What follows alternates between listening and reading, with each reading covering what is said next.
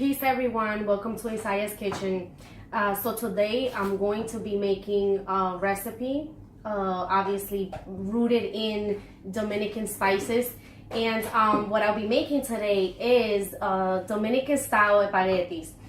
Spaghettis is actually, I grew up eating it. They would always call it la carne de lo pobre. So like the meat of the poor. Why? Because, and this is something that I might have mentioned in other videos, but in all over Latin America, you hear a lot of people say that a lot of people won't have access to meat because meat tends to be so expensive. It's only here in the US that we find it in such abundance, and that's primarily why white vegans predominantly tend to become vegan and define veganism as being anti-animal, and being consciously, and that's why you see more of them identifying more with like animal-based stuff, as opposed to this is the diet that we're supposed to have in the first place, right?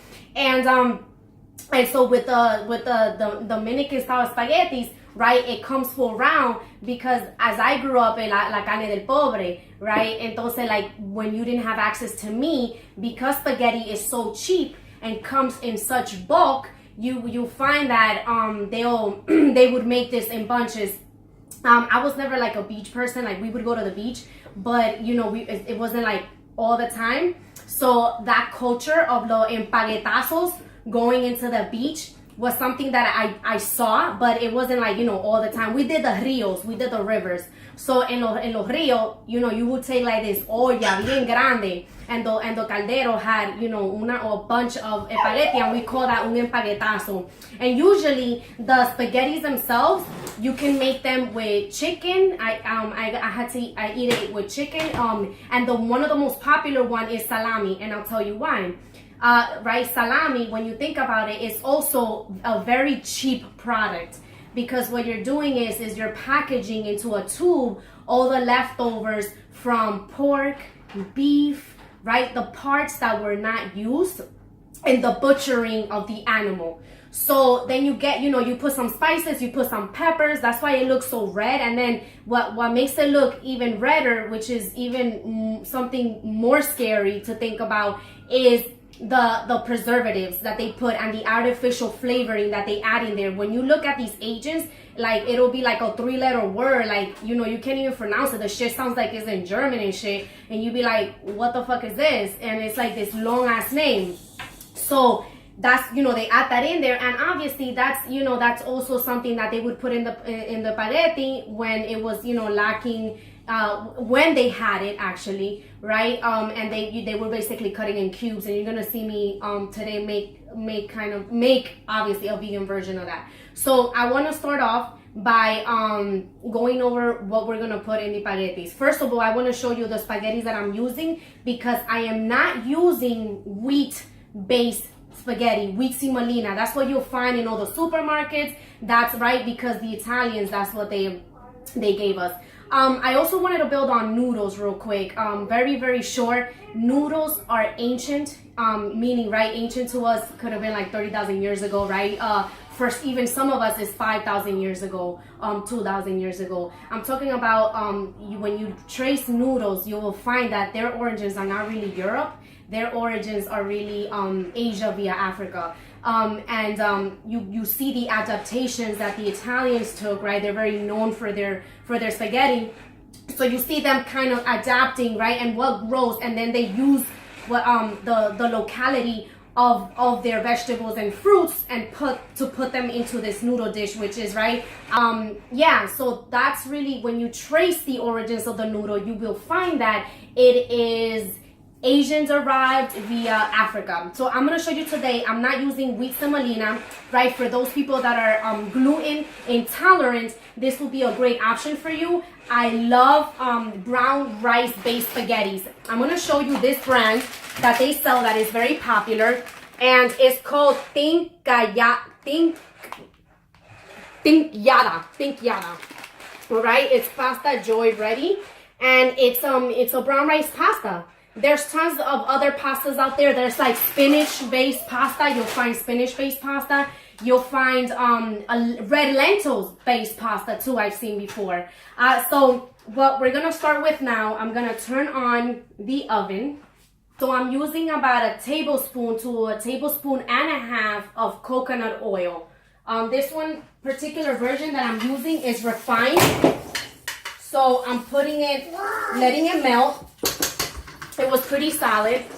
And I am adding into the oil, I got peppers. This is the Italian pepper, but I actually got it. They had the orange. They're different colors. They got red, they got orange, yellow. So I have some orange here. And the red onion, which I'll be adding into the oil. Okay.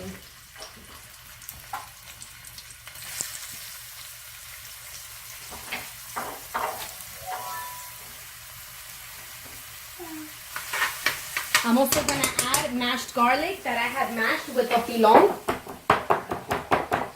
So I'm gonna take that out of the pilon and add it to our mixture. Okay, the garlic was smashed with some cilantro, with some oregano, with dried oregano. That's why it looks like that. So I'm gonna let the onions and peppers sweat for about 2 minutes alongside with the garlic. And as those 2 minutes are going on, I'm gonna keep adding a few things into the caldero. I'm going to add right now some olives and capers and pimientos. Pimientos are basically red peppers that have been pickled. Okay, so I'm gonna add that in there. That's about a tablespoon to 2 tablespoons of olives. And if you notice, the olives are chopped. So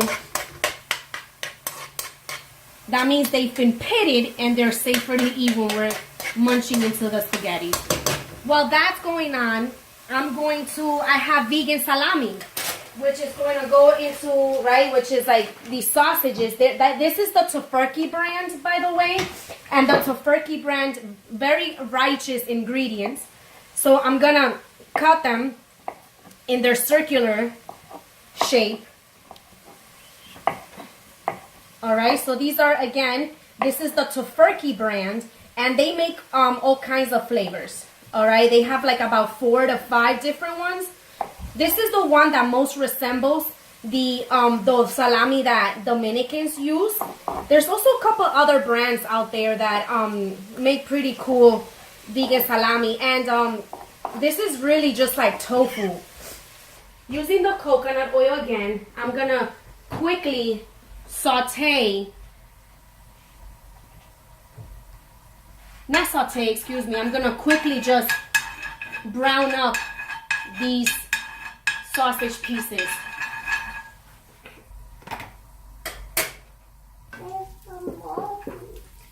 So as the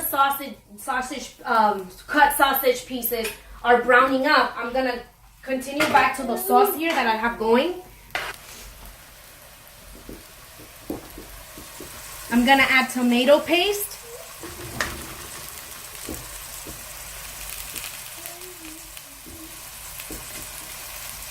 I'm going to also add tomato sauce, which is basically some tomato paste that I took and I mixed it in with agua, with water. And I'm just gonna move it around, right, until the tomato paste has kind of dissolved a little bit.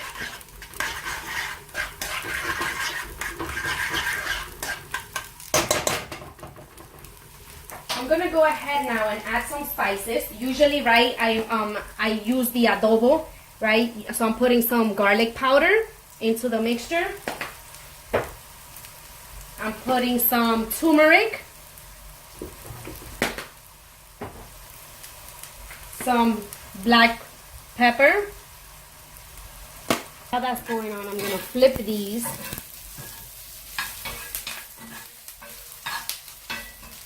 So you see how these are nice browns? See that brown now? I'm gonna turn it off. This was in high flames, by the way, because it's quick. It was browned up pretty quick. And I'm gonna transfer these now onto the pot. The brown salami.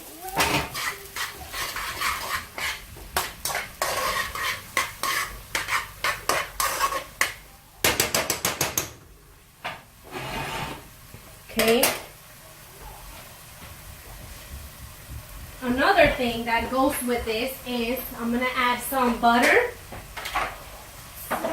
And something that I like to use for this recipe is I like to add, my version of this is we add mayonnaise to this. It gives it a nice creamy texture. And I usually add also the butter around this time for extra creaminess as well.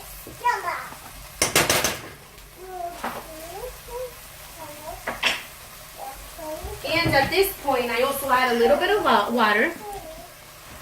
That was literally a splash. And I mix all the ingredients together.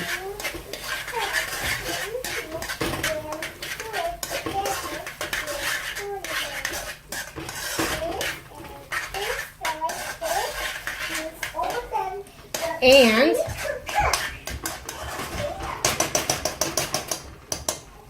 at this point, what I do is I add the spaghetti that has already been cooked.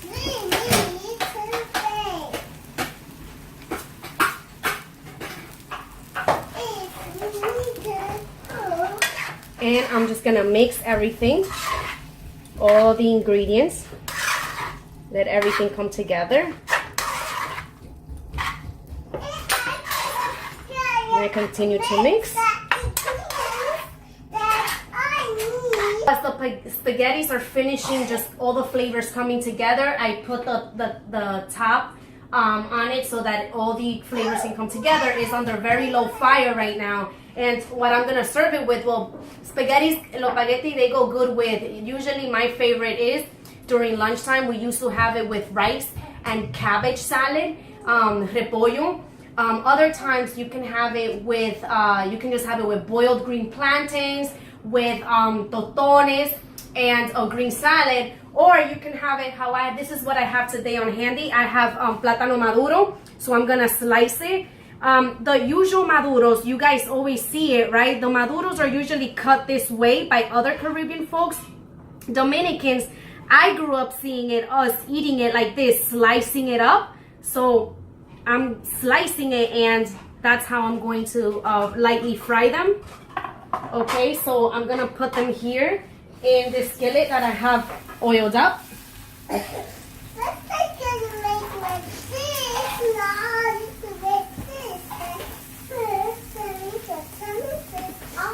And I'm gonna let them lightly fry. And you see how they're caramelizing? Because they're sweet, they caramelize pretty quick. They're not done yet, however. And I'm gonna open up our spaghettis because there's two things that I add to them to finish it off. So if you notice, here they are, and I like to top it with some sugar. I top it with sugar, and the reason why I do this is because the salsa of the Dominican Republic is actually sweeter than the tomato paste they sell here in the States. And because of that, the sugar kind of gives it that kick. I also add a little bit of lime at the end so that that acidity can allow for those flavors to spark. And I just basically move it around one more time.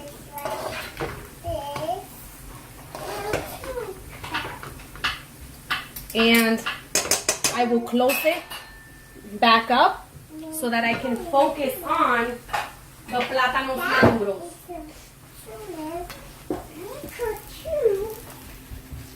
You notice they're browning up real well.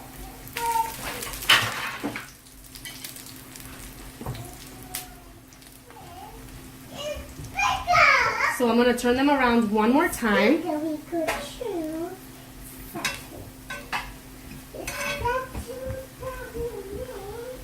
And in 2 more minutes, they should be ready to serve. As they're finishing up, I'm going to go ahead and serve the spaghetti. Get some of that salami on there.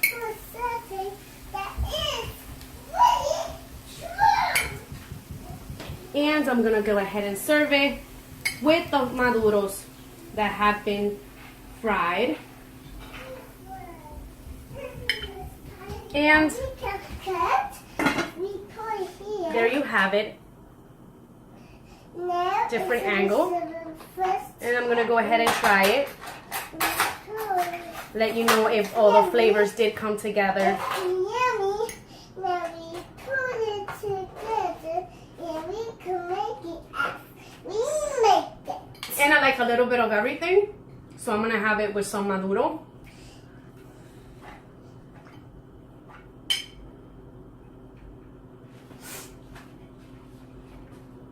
And it tastes delicious, everyone.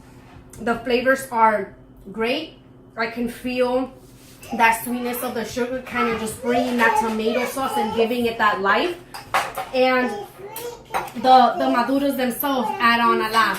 The saltiness from the sausages really come out too in the spaghettis. And the spaghettis are nice and soft. They don't have that semolina texture or flavor, so you will notice the difference in taste. Okay, and so there you have it. So thank you, everyone. I must have some sauce there in my face somewhere, but oh well, it's what happens when you eat spaghetti. So thank you very much. I'm so happy to have shared this recipe that I grew up eating. It's one of my favorite dishes that I grew up with. And any questions that you have about how to make it, just hit me up. Peace, everyone.